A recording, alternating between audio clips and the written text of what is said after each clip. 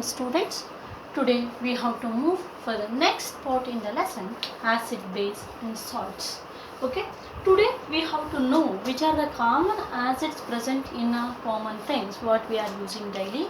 I think we are using the orange daily, right? Even you are also eating. It is like a sour to taste, right? Orange is a sour to taste. Orange contain citric acid. Which acid?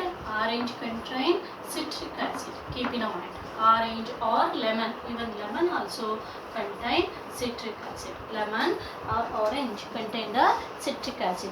Next, what tamarind contain? Tamarind in the sense hunace hendu. Okay, tamarind contain tamarind contain tartaric acid. Tamarind contain which acid? Tartaric acid. Even a citrus fruit also contain the citric acid. Citrus fruit in the sense ellikai anta kelirbodu ನೀವು. Is it a? So this citrus fruit contain the citric acid. Orange also contain the citric acid. Even a lemon also contain the citric acid. They are all sour to taste. Even tamarind also sour to taste because acid main character is sour to taste. So tamarind contain the tartaric acid. Next, tomato, what you are using daily for your sambar and everything. So that tomato contain oxalic acid. Which acid?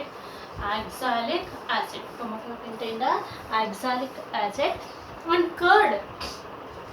Curd means mosaru. So this curd contain the lactic acid. Mainly it contain which acid? Lactic acid. Okay. Next is that is the vinegar. Vinegar contain acetic acid. Vinegar.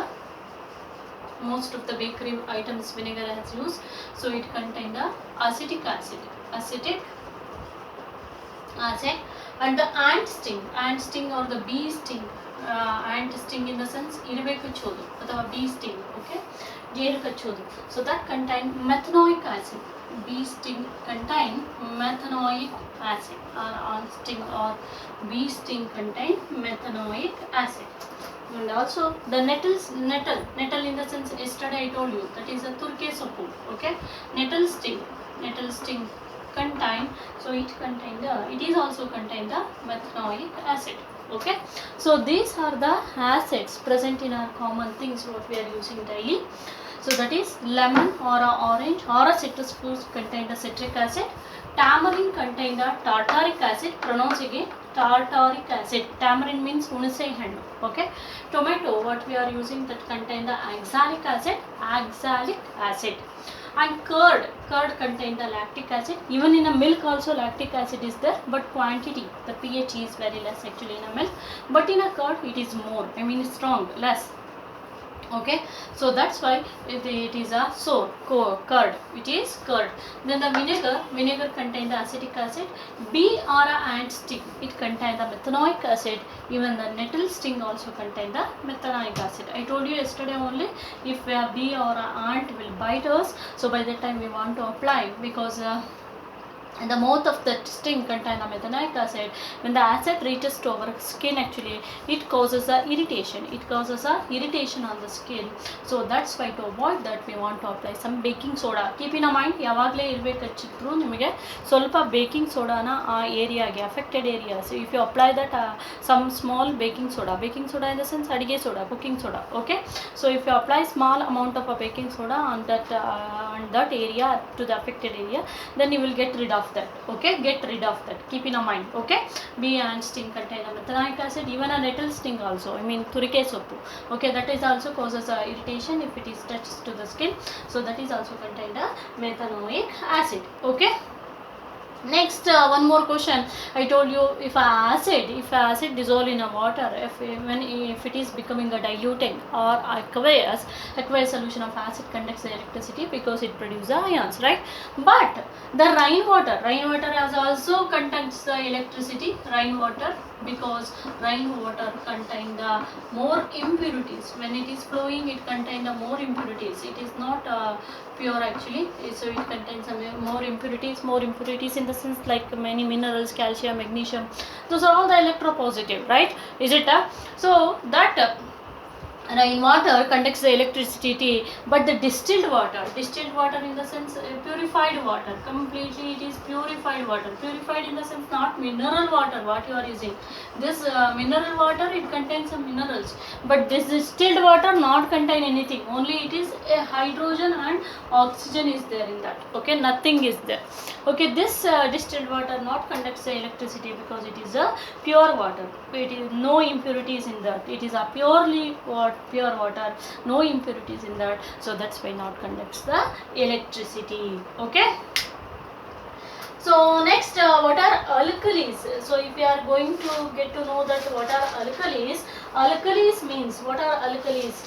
What are alkalis? Alkalis means bases which are soluble in water are called the alkalis. I told you already, bases which are soluble in water. If any bases in the sense, if any NaOH, hydroxide group, okay, H2 group acids, hydroxide group are bases. Keep in mind.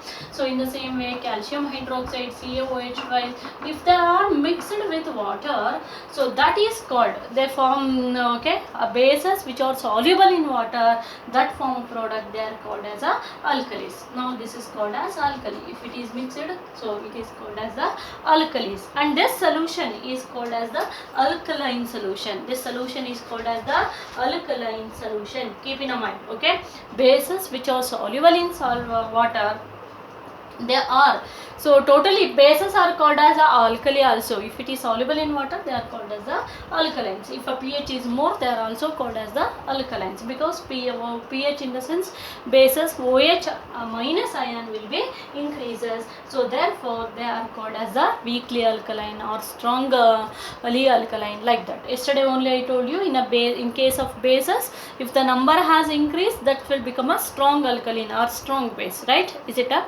But in a case of acids, if a number goes on decreasing, then it becomes a strong acid or a weak acid, right? Okay, so that thing you have to keep in mind actually. So alkali nothing at all, it is completely, it is bases only. If a bases which are soluble in water, they are called as a alkali. Okay, based on OH ion concentration, that power has decided whether it is a strong alkali or a weak alkali, okay, that means OH has increased, OH and pH, okay, pH is 7 to 14, I told you, okay, if it is 12, 13, like that, that is called as a strong alkaline. If it is 8, 9, that is called as the weak alkaline. Keep in mind, okay, keep in mind. Next is about the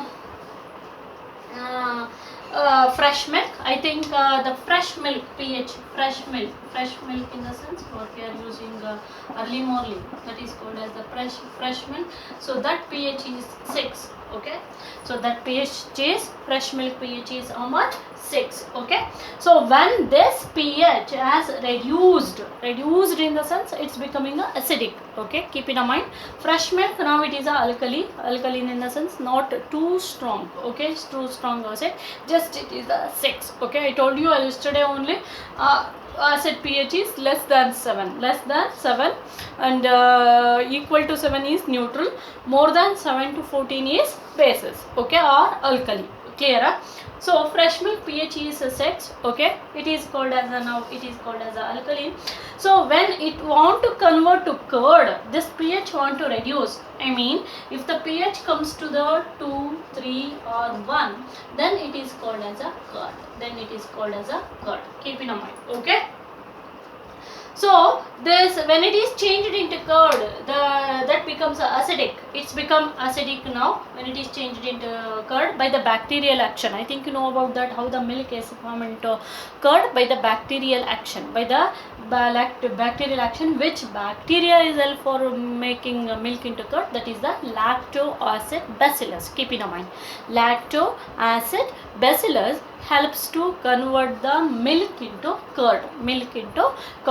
So by that time the pH has reduced, okay. So to avoid that milk into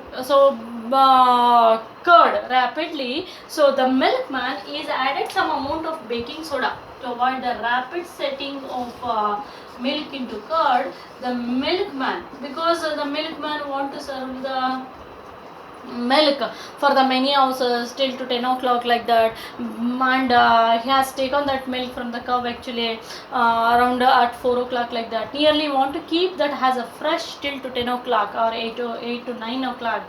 So that's why, so to avoid the rapid setting off or rapid conversion of milk into curd, he has added small amount of baking soda. Who? The milkman. Why? To avoid the rapid conversion of, rapid means vega, rapid conversion of milk into curd. Milk into curd. Milkman added some baking soda. So that thing you have to keep in your mind. And milk almost it took to set as a curd. If it is not boiled or if it is not pasteurized, if not pasteurized, it took 4 to 5 hours. If it is pasteurized, around it took 10 to 12 hours to set into curd. Okay. Next, what is neutralization reaction? Yesterday only I told you the reaction of acid and a base. If acid and a base react each other, form a salt and water. If acid and a base react each other, form salt and water. Salt and water, that is called as the neutralization reaction. Keep in mind. So what is mean by neutralization reaction? If an acid and a base react each other, form salt and water, that is called as the neutralization reaction. Good example if you are taken for this, HCl is an acid and a base. If you are taken base, any one base, sodium hydroxide. So here the chemical double displacement reaction will take place, that is Na joined with Cl and H2O, that is the NaCl. Yesterday I told you already, the compound, chemical compound which are ends with chlorine, sulfate, carbonate, magnesium carbonate, they are called as a salts. Okay, so NaCl is a salt and H2O will be formed. So this is a balanced or not, you have to check once. So one atom of sodium here also is there, here also one atom of sodium. And what about the hydrogen? One atom of hydrogen, here also one atom of hydrogen, totally 2 atoms of hydrogen, here 2 atoms of hydrogen. Next, what about the chlorine? Here one atom of chlorine, here also one atom of chlorine. And what about that oxygen? Oxygen is here one atom of oxygen and here also one atom of oxygen.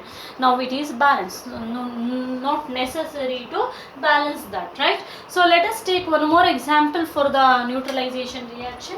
So that is the sulfuric acid. Sulfuric acid is an acid, that is the H2SO4 reacts with KOH. KOH is in the sense of potassium hydroxide. So here also that is double displacement reaction, and I mean K joined with the sulfate. So yesterday only I told you sulfate group is also the salt, is it? And also it forms salt and water. So check this is balanced or not. Yes, let us start with hydrogen. Here 2 atoms of hydrogen plus 1, 2 plus 1. Here no number, that means that represent 1 atom of hydrogen. Okay, 2 plus 1, 3 atoms of hydrogen, but here only 2 atoms of hydrogen. So hydrogen is not balanced, is it? So next sulfate, sulfur. Okay, 1 atom of sulfur, sulfur has balance. What about oxygen? 4 atoms of oxygen plus 1, 5 atom of oxygen. Here 4 plus 1, 5 atom of oxygen. Oxygen has balanced. And what about potassium? Potassium 1, it is balanced, right? So only the which is not balanced, hydrogen is not balanced here. Okay, so that's why let us start with the hydrogen. Here 2, put a 2, and here, so sorry, it is K2SO4 it is. So potassium sulfate it is. Okay, and here 2H2. Now it is balanced. Check, you can check here. Hydrogen, 2 atoms of hydrogen, 2 plus 2 4. Here 2 2s are 4 atoms of hydrogen. Sulfur 1 1. Oxygen 4 plus 1, 4 plus 2. Here 2 atoms of oxygen. 4 plus 2 6. Here 4 plus 2 atoms of oxygen, 6. Next is about the hydrogen. Hydrogen 2 I have calculated already. Potassium, 2 atoms of potassium. Here also 2 atoms of potassium. Now it is balanced. So this is the example for neutralization reaction. Keep remember again. So if an acid and a base react each other, form a salt and water, that is called as, that kind of reaction is called as the neutralization reaction. Okay, hope you will understand better. So tomorrow we have to learn about the some chemical obtained by the chemicals obtained, how they are prepared, everything like baking soda, pop, washing soda, bleaching powder, like that. So still that you have to keep learning. So keep in mind, you want to learn that day lesson that day only, otherwise you can't able to remember the science particularly for a more time. And keep revising, keep revising. Thank you all.